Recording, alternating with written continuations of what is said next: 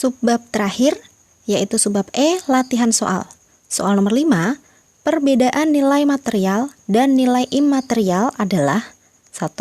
Nilai material berwujud konkret, sedangkan nilai rohani berwujud abstrak. 2. Nilai material kurang dibutuhkan dibandingkan dengan nilai rohani. 3. Nilai material cepat berubah, sedangkan nilai rohani sulit berubah. 4. Nilai material lebih berharga dibandingkan nilai rohani. Yang ditanyakan adalah nilai material dan nilai imaterial. Nilai imaterial ini sama dengan nilai rohani ya, jadi nggak masalah kalau disebut imaterial atau rohani. Nilai material atau nilai yang bersifat kebendaan, nilai yang berguna bagi pemenuhan jasmani atau fisik manusia, itu nilai material. Sedangkan nilai rohani adalah nilai yang bermanfaat atau berguna untuk pemenuhan kebutuhan batiniahnya manusia. Jadi yang sifatnya adalah non-benda. Jadi saling berkebalikan ya. Oke, kita kaji satu persatu. Nomor 1, nilai material berwujud konkret, wujudnya konkret. Sedangkan nilai rohani berwujud abstrak. Nah, ini benar. Karena benda itu sifatnya konkret, sedangkan yang non-benda itu abstrak. Tidak ada wujudnya. Nomor 1 benar. Nomor 2, nilai material kurang dibutuhkan dibandingkan dengan nilai rohani. Tidak ada nilai yang kurang dibutuhkan atau lebih dibutuhkan. Kalau nilai material dan nilai kerohanian sebenarnya sama-sama dibutuhkan. Jadi nomor 2 tidak tepat. Dan nomor 3, nilai material cepat berubah sedangkan nilai rohani sulit berubah. Ini iya. Contohnya misalnya ideologi. Itu termasuk nilai rohani, sulit berubah dibandingkan seperti teknologi. Kalau nilai material itu lebih mudah berubah. Nomor 4, nilai material lebih berharga, ini juga kurang tepat. Oke, 1 dan 3 benar, berarti jawabannya adalah B. Soal nomor 6, pernyataan berikut ini merupakan contoh nilai imaterial adalah 1.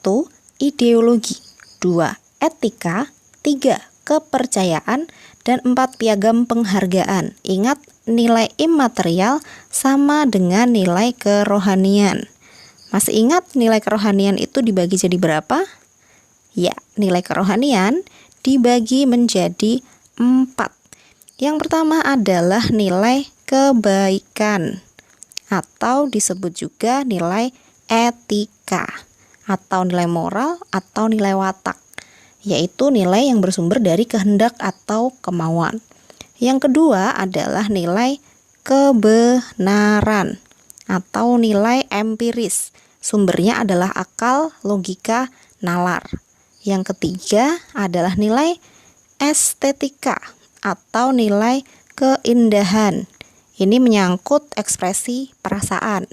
Dan yang keempat adalah nilai religius atau keagamaan, berarti menyangkut kepercayaan terhadap Tuhan. Nah, kembali ke pilihan jawaban, berarti nomor 1 ideologi itu benar, etika juga benar, kepercayaan juga benar. Nomor 4 piagam ini termasuk material ya, karena berupa benda. Nomor 1, 2, dan 3 benar, berarti jawabannya adalah A. Soal nomor 7, manakah di antara pernyataan berikut ini yang benar? A. Nilai sosial merupakan aturan dengan sanksi-sanksi. B. Nilai sosial berperan untuk mengarahkan tingkah laku anggota masyarakat. C. Nilai sosial berlaku sama untuk seluruh masyarakat dunia. D. Nilai sosial bersifat konkret dan dapat dibuktikan.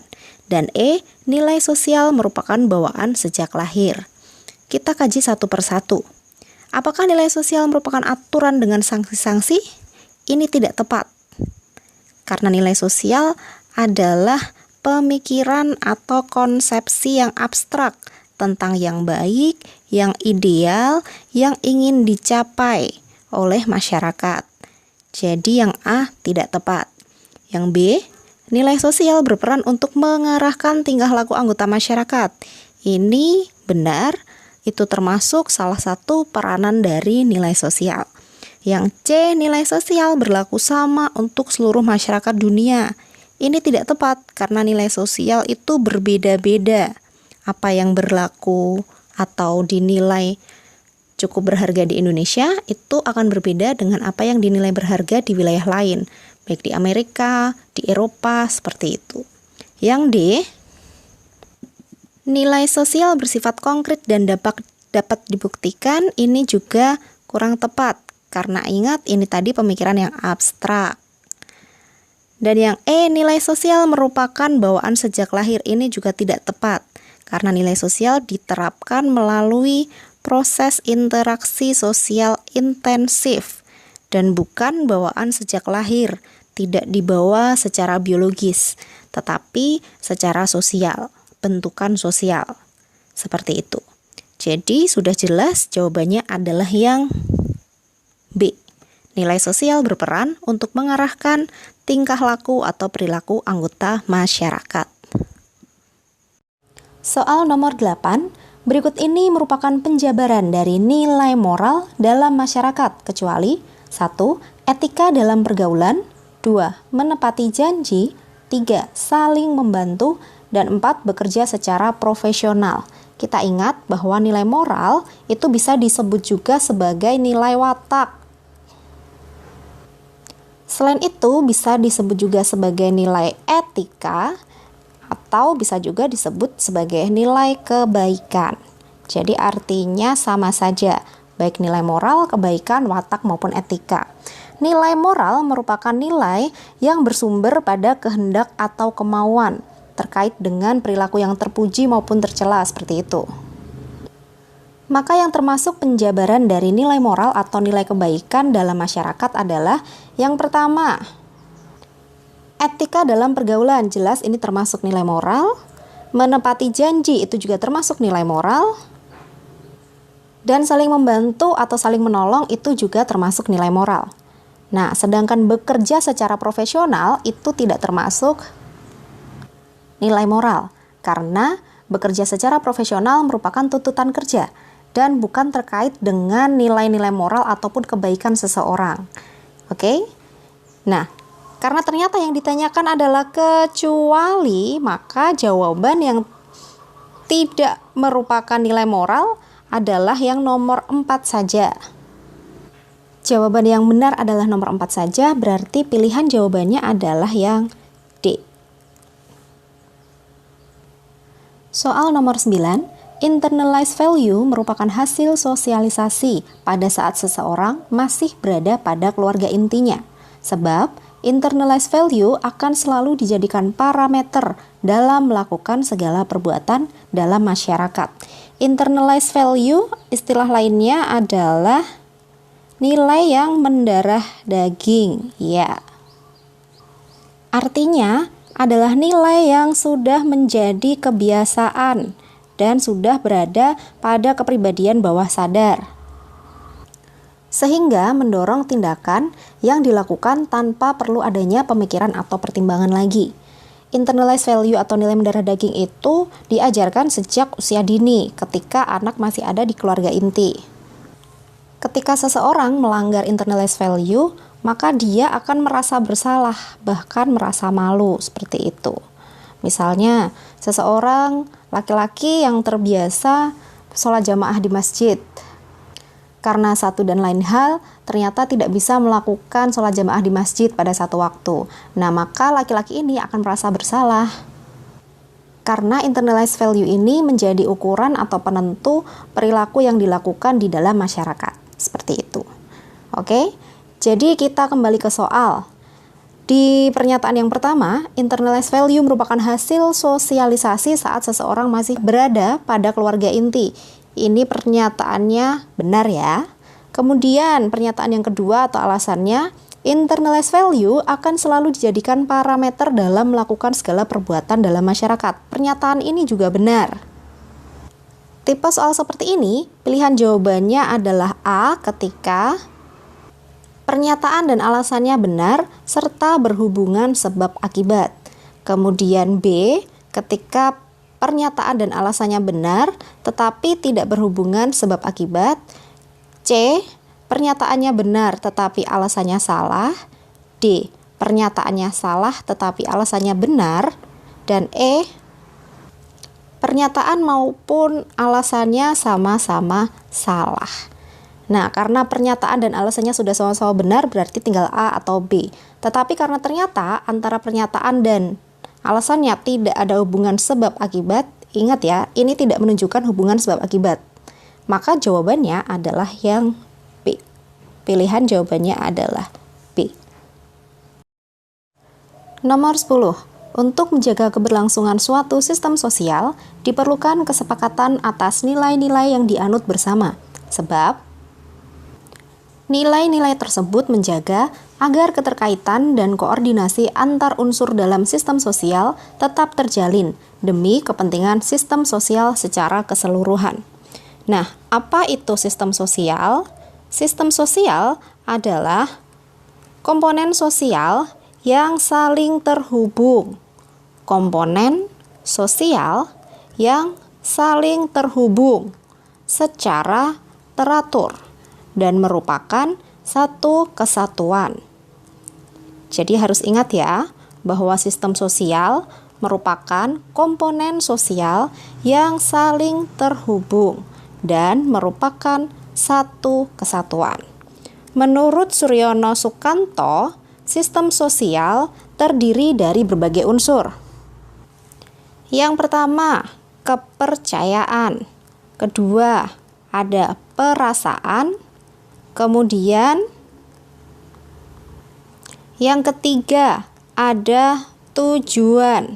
Selanjutnya ada kaidah atau norma yang disertai dengan sanksi. Kemudian status atau kedudukan dan peran sosial. Nah, satu lagi adalah adanya kontrol sosial.